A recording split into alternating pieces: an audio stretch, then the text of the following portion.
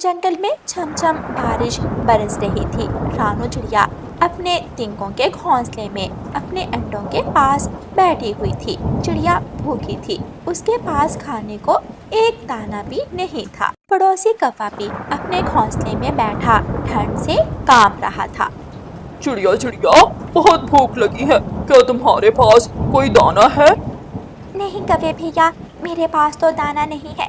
मेरे पास एक ही दाना था, वो मैंने कल रात खा लिया। मैं तो अभी अभी जंगल गया था, लेकिन मुझे खाने को कुछ भी नहीं मिला। चिड़िया, क्या तुमने आज अपना दाना ढूंढने नहीं जाना? कौवे भैया, बारिश बहुत तेज है। अगर मैं दाना लेने गई तो मेरे अंडे बारिश के पानी में भीग जाएंगे। चिड़िया चिड़िया, मैं तुम्हारे अंडों पर बैठ जाता हूँ। मैं अपने पंखों में तुम्हारे अंडों को छुपा लूंगा। तुम अपना दाना भी ढूंढ लाओ और मेरा दाना भी ले आना। ठीक है कौवे भैया, आप मेरे घोंसले में आकर बैठ जाए, मैं दाना ढूंढ कर लाती हूँ। फिर कालू कौवा उड़ता है और रानू चिड़िया के घोंसले में जाकर बैठ जाता है। कौवे भैया, ऐसा ना हो कि आप कहीं घूमने चले जाओ और मेरे अंडों को अकेला छोड़ दो। नहीं नहीं चिड़िया, चिंता ना करो। तुम दाना ढूंढ लो, मैं अंडों का पूरी तरह ध्यान रखूंगा। रानू चिड़िया दाना ढूंढने चली जाती है और कालू कौवा अपने पंख फैलाकर अंडों के ऊपर बैठ जाता है। चिड़िया उड़ती उड़ती घने जंगल में पहुंच जाती है। पेड़ की एक डाल पर तोता छुपा बैठा था। रानू चिड़िया तोते से पूछती है, तोते भैया, क्या आपने अपना भोजन खा लिया? हाँ चिड़िया रानी, मुझे एक लाल मिर्ची मिली थी, मैंने तो अपना पेट भर लिया। तोते भैया, मैं दाना ढूंढ रही हूँ, लेकिन अभी तक दाना नहीं मिला, मेरी मदद करो। चिड़िया, नदी की तरफ जाओ, बड़े पेड़ के पास चावल के कुछ पौधे हैं, वहाँ से चावल का दाना मिल जाएगा। धन्यवाद तोते भैया, मैं अभी नदी की तरफ जाती हूँ। रानू चिड़िया उड़ती है और नदी की तरफ चली जाती है। नदी किनारे एक बड़ा पेड़ था। बड़े पेड़ के नीचे चावल के कुछ पौधे थे। रानू चिड़िया वहाँ से जी भरकर चावल खाती है। मैंने तो चावल खा लिए, अब मैं कालू कौवे के लिए भी चावल का दाना ले जाती हूँ। फिर रानू चिड़िया कुछ चावल के दाने लेती है और अपने घोंसले की तरफ वापस उड़ती। धन्यवाद धन्यवाद रानू चिड़िया, ये चावल खाकर मेरा पेट भर जाएगा। अपने अंडे देख लो, मैंने बहुत अच्छी तरह तुम्हारे अंडों का ध्यान रखा है। कौवे भैया, जब तक हम पड़ोसी एक दूसरे की मदद करते रहेंगे, हमें कोई चिंता नहीं। आपने मेरे अंडों का ध्यान रखा और मैं आपके लिए दाना ढूंढ लाई। फिर कौवा उड़ता है और अपने घोंसले में जाकर बैठ जाता है। कौवा चावल का दाना खाकर अपना पेट भर लेता है। ना जाने ये बारिश कब रुकेगी। भूख से बुरा हाल है। अब मुझे बाहर जाना ही होगा, अपना भोजन ढूंढना होगा, वरना मैं भूख से मर जाऊंगा। भूखा सांप पेड़ की खोखर से बाहर निकलता है। सांप कालू कौवे के पेड़ के नीचे आकर बैठ जाता है। इस पेड़ के ऊपर घोंसला है और घोंसले में कोई ना कोई पक्षी जरूर होगा जिसे मैं खा सकता हूँ और अपनी भूख मिटा सकता हूँ। सांप कालू कौवे के घोंसले के पास जाकर बैठ जाता है। कालू कौवा सांप को देखकर डर जाता है। सांप सांप सांप, रानो चिड़िया, मेरे घोंसले के पास सांप आ गया। चुप चुप कर जाओ कौवे, अगर ज्यादा शोर मचाया तो भून कर खाऊंगा और अगर चुप रहे तो ऐसे ही खा जाऊंगा। कौवे भैया, आप जल्दी से उठकर मेरे घोंसले में आ जाएं, वरना ये सांप आपको खा जाएगा। अगर मैंने आज ये घोंसला छोड़ दिया तो ये सांप कल भी आएगा। मैं कहाँ रहूँगा, बारिश का मौसम है। ऐसे सोचकर कालू कौवा सांप से कहता है, सांप मुझे मत खाओ। सामने घोंसले में एक चिड़िया बैठी है। चिड़िया के घोंसले में 2 ताज़ा अंडे हैं। जाकर वो दोनों अंडे खा लो, तुम्हारी भूख मिट जाएगी। अच्छा, क्या सच में चिड़िया के घोंसले में अंडे हैं? मुझे तो अंडे बहुत पसंद हैं। मैं अभी जाकर चिड़िया के अंडे खा लेता हूँ। कौवे, मैं तुम्हें छोड़ रहा, अब मैं तुम्हें नहीं खाऊंगा। कौवे भैया, आप बहुत बुरे हैं। आपने सांप को मेरे घोंसले का रास्ता बता दिया। आप मेरे पड़ोसी थे, मैं आपका ख्याल रखती थी, लेकिन आप तो बहुत बुरे निकले। इससे पहले कि सांप रानू चिड़िया के घोंसले की तरफ आता, रानू चिड़िया अपने अंडे उठाकर वहां से भाग जाती है। ये चिड़िया तो भाग गई, अब ये सांप मुझे नहीं छोड़ेगा। कालू कौवा भी अपना घोंसला छोड़कर वहां से भाग जाता है। चिड़िया उड़ती उड़ती जंगल की दूसरी तरफ चली जाती है। जंगल की दूसरी तरफ एक पुराना घर था जिसमें एक बूढ़ी चिड़िया रहती थी। रानू चिड़िया वहां जाती है और बूढ़ी चिड़िया से कहती है, माँ जी, मेरे घोंसले में सांप आ गया था। वो मेरे अंडे खाने ही वाला था कि मैं वहाँ से भाग गई। कृपया करें, जब तक बारिश बरस रही है आप मुझे अपने घर में रहने दें। ठीक है बेटी, आप अपना घोंसला मेरे घर में रख सकती हो। मेरा घर पक्का लकड़ियों का है और सुरक्षित। फिर रानू चिड़िया अपना घोंसला बूढ़ी चिड़िया के घर में रखती है और सुख का सांस लेती है। माँ जी, आप मेरे अंडों का ध्यान रखना। मैं अपने लिए और आपके लिए दाना ढूंढ लाती हूँ। चिड़िया बेटी, ये तो आपका मुझ पर एहसान होगा। जिस दिन से बारिश शुरू हुई है मैंने एक दाना भी नहीं खाया। मैं तो आज भी भूखी बैठी थी। माँ जी, आपने मेरी मदद की, फिर मैं आपकी मदद क्यों ना करूँ। मैं अभी आपके लिए दाना लाती हूँ। रानू चिड़िया उड़ती है और दाना ढूंढने दूर चली जाती है। कालू कौवा जो बहुत आलसी था, उसने कभी दाना तो ढूंढा नहीं था। वो भूख का मारा इधर उधर उड़ता फिर रहा था। थक हार कर कालू कौवा एक पेड़ की डाल पर उदास होकर बैठ जाता है। जब तक चिड़िया मेरे साथ थी मुझे कोई चिंता नहीं थी। वो हर रोज मेरे लिए दाना ढूंढ लाती थी। अब मैं दाना कहाँ से खाऊंगा? अगर बारिश कुछ दिन और ना रुकी तो मैं तो भूख से मर जाऊंगा। चिड़िया मैदान में जाती है। यहाँ तो दाना नहीं है, मुझे घने जंगल में जाना होगा। फिर रानू चिड़िया घने जंगल में जाती है। घने जंगल में रानू चिड़िया को गेहूं के कुछ पौधे दिखाई देते हैं जिन पर गेहूं की बालियां लगी हुई थी। रानू चिड़िया वहां से गेहूं की कुछ बालियां तोड़ती है और वापस बूढ़ी चिड़िया के पास घर चली जाती है। माँ जी, मैं अपना दाना भी ले आई और आपका दाना भी ले आई। ले, आप जी भरकर दाना खा लें। बूढ़ी चिड़िया दाना देखकर बहुत खुश होती है और रानू चिड़िया से दाना लेकर खाने लगती है। बैठे बैठे कालू कौवे को अपना दोस्त भूरा कौवा याद आता है। कालू कौवा उड़ता है और अपने दोस्त भूरे कौवे के घर की तरफ चला जाता है। भूरे भूरे मेरे दोस्त, दरवाजा खोलो, मैं भूखा हूँ, बारिश में भीग रहा हूँ, मुझे दाना दो। भूरा कौवा गुस्से में दरवाजा खोलता है और कालू कौवे की बेइज्जती करने लगता है। तुम मेरे दोस्त बारिशों के मौसम से पहले थे, अब नहीं। अब बारिशों का मौसम है। ऐसे मौसम में अपना पेट बहुत मुश्किल से भरता है। मैं तुम्हें दाना कहाँ से दूँ? कालू कौवे का दोस्त भूरा कौवा जोर से अपना दरवाजा बंद कर देता है। अगर मैंने उस दिन अपना घोंसला बचाने के लिए सांप को चिड़िया के अंडों का ना बताया होता तो आज चिड़िया मेरे साथ होती। मेरा घोंसला भी गया और चिड़िया से दोस्ती भी टूट गई। मेरे साथ बहुत गलत हुआ। रात हो जाती है। रात होते ही तेज हवा चलने लगती है।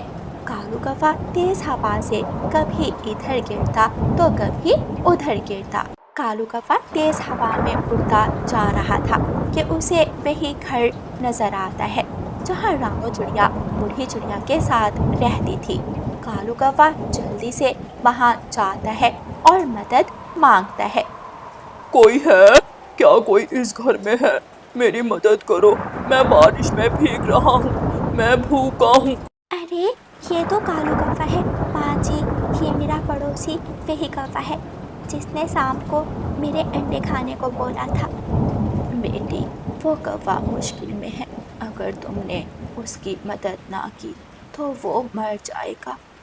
माँ जी, क्या मैं उस कौवे को इस घर में ले आऊँ?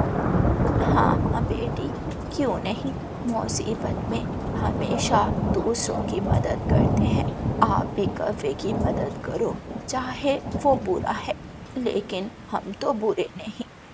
फिर रानो चिड़िया दरवाज़ा खोलती है और कालू कौवे को घर के अंदर ले आती है।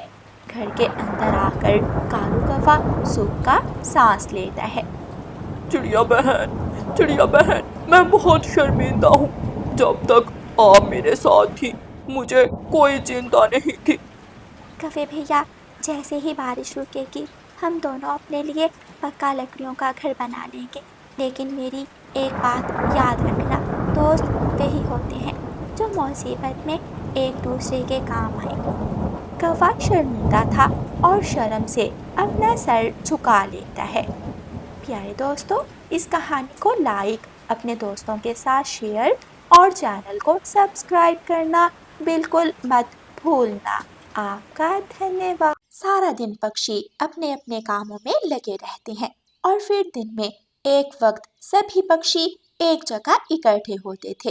वो थी ठंडी मीठे पानी की नदी, जहाँ पक्षी बैठकर आपस में बातें करते और नदी का ठंडा ठंडा पानी पीते। उसी जंगल में एक काली बिल्ली भी रहती थी, जो हर वक्त किसी न किसी पक्षी को भोजन बनाने के चक्कर में रहती।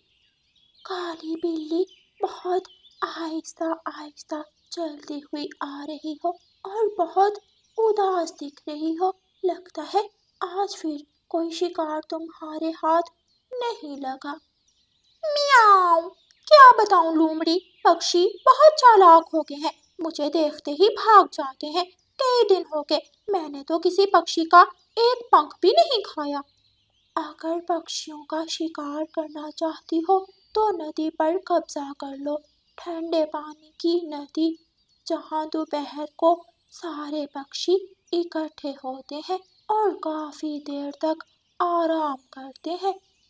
अपनी सहेली लोमड़ी की बात सुनकर काली बिल्ली खुश हो जाती है और खुशी से नाचने लगती है। मियाऊ मियाऊ, ये आइडिया मुझे पहले क्यों नहीं आया?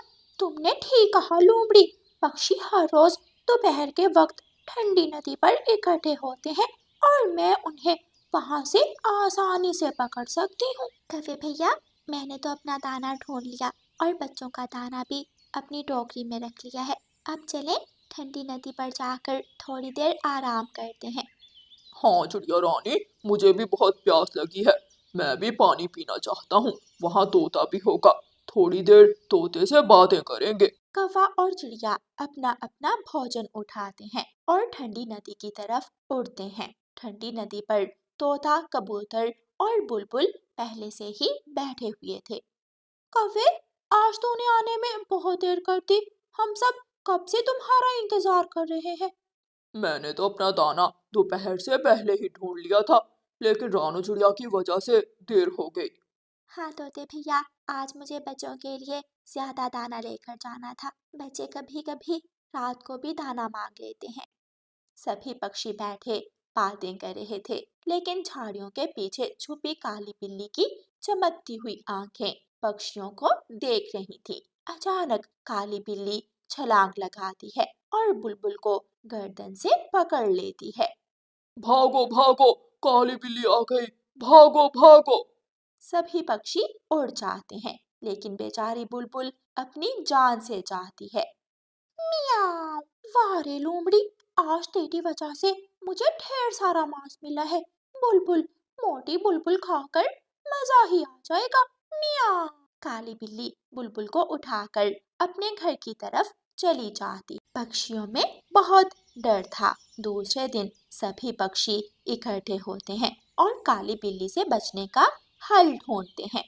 ऐसे तो वो एक एक करके हम सबको खा जाएगी। हम सबको नदी पर पानी पीने तो जाना ही है। उसने नदी पर कब्जा कर लिया है। हम जब भी नदी पर जाएंगे वो हमें खा जाएगी। वो झाड़ियों में छुपी होती है। कोई उपाय, कोई ऐसा उपाय ढूंढो जब काली बिल्ली आए तो हमें पता चल जाए। मेरी पत्नी गोरी कौवी बहुत सियानी है, मैं आज गोरी से सलाह करूंगा। रात को कालू कौवा अपनी पत्नी गौरी कौवी से सलाह करता है। हाँ, मेरे पास इसका उपाय है। हम ऐसा करते हैं, काली बिल्ली के गले में एक घंटी बांध देते हैं। जैसे ही काली बिल्ली हमारी तरफ आएगी हमें पता चल जाएगा और हम सब वहां से भाग जाएंगे। क्या बात है, क्या बात है। मुझे मालूम था मेरी पत्नी गौरी कवि इतनी चालाक है जो कोई अच्छा उपाय ही बताएगी। सभी पक्षी मेरा उपाय सुनकर खुश हो जाएंगे। कालू कौवा पक्षियों को इकट्ठा करता है और अपना उपाय बताता है। हम घंटी मजबूत धागे से बांधेंगे जो कभी ना टूटे। घंटी हमेशा हमेशा बिल्ली के गले में रहेगी जो भागने पर बजती रहेगी। कौवा बोले जा रहा था लेकिन सभी पक्षी खामोश बैठे थे। क्या हुआ? क्या तुम सबको मेरा उपाय पसंद नहीं आया? मैं तो बहुत खुश था। कौवे भैया, आपका उपाय तो बहुत अच्छा है लेकिन मसला ये है कि काली बिल्ली के गले में घंटी बांधेगा कौन। ये सुनकर कालू कौवा भी सोच में पड़ जाता है। हाँ, ये बात तो ठीक है। मेरी पत्नी कोरी कवि ने ये तो सोचा ही नहीं कि बिल्ली के गले में घंटी बांधेगा कौन। मैं बांधूंगी, बिल्ली के गले में घंटी मैं बांधूंगी। गोरी कवि तेजी से वहां आती है और सबको हैरान कर देती है। नहीं नहीं गोरी, जब तुम बिल्ली के गले में घंटी बांधने जाओगी तो बिल्ली तुम्हें खा जाएगी।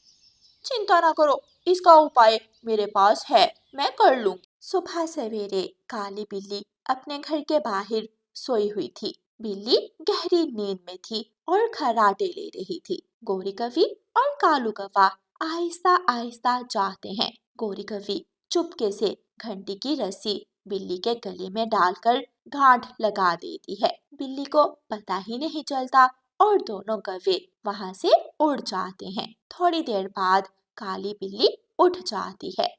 मियाओ, मियाओ। बहुत भूख लगी है, दोपहर होने वाली है। नदी पर सभी पक्षी इकट्ठे हो जाएंगे। आज तो मैं मोटे तोते को खाऊंगी या फिर काले कौवे को। मियाओ।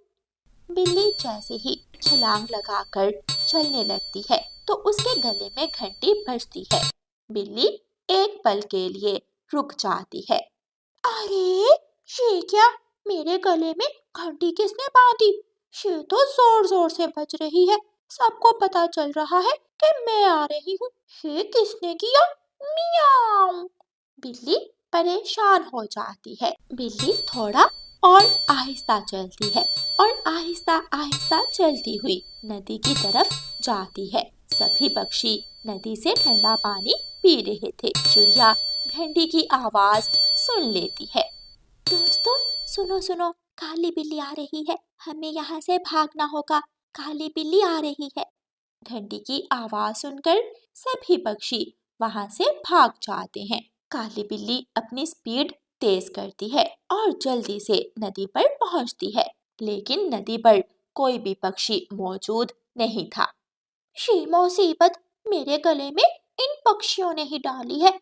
बहुत चालाक निकले ये पक्षी। अब तो मैं कभी भी किसी पक्षी का शिकार नहीं कर पाऊंगी। वो सब मेरे गले की घंटी की आवाज सुनकर भाग जाएंगे। मियाओ। काली बिल्ली भूखी रहती है और फिर भूख की मारी अपनी सहेली लोमड़ी के पास जाती है।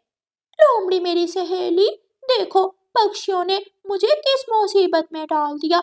पक्षियों ने मेरे गले में घंटी बांध दी। मैं जब भी नदी की तरफ जाती हूँ पक्षियों को पता चल जाता है और वो उड़ जाते हैं। मियाओ। काली बिल्ली की बात सुनकर लोमड़ी खूब हंसती है। ये तो कमाल का आइडिया सोचा पक्षियों ने, लेकिन चिंता ना करो, मैं तुम्हारे गले की घंटी उतार देती हूँ। मेरे साथ चलो। लेकिन कहाँ लोमड़ी? मुझे कहाँ जाना है? मेरे घर मेरे घर में चाकू है। मैं चाकू से ये रस्सी काट दूंगी और ये घंटी नदी में फेंक दूंगी। काली बिल्ली मान जाती है और लोमड़ी पर भरोसा करके लोमड़ी के साथ उसके घर की तरफ चल देती है। लोमड़ी काली बिल्ली को अपने घर ले जाती है। लोमड़ी लोमड़ी, तुमने दरवाजा क्यों बंद कर दिया? दरवाजा खोलो, मेरा दम घुट रहा है। माफ करना काली बिल्ली, मैं भी कई दिनों से भूखी हूँ। तुम कभी मुझ पर भरोसा ना करती अगर तेरे गले में घंटी ना होती। मियाओ।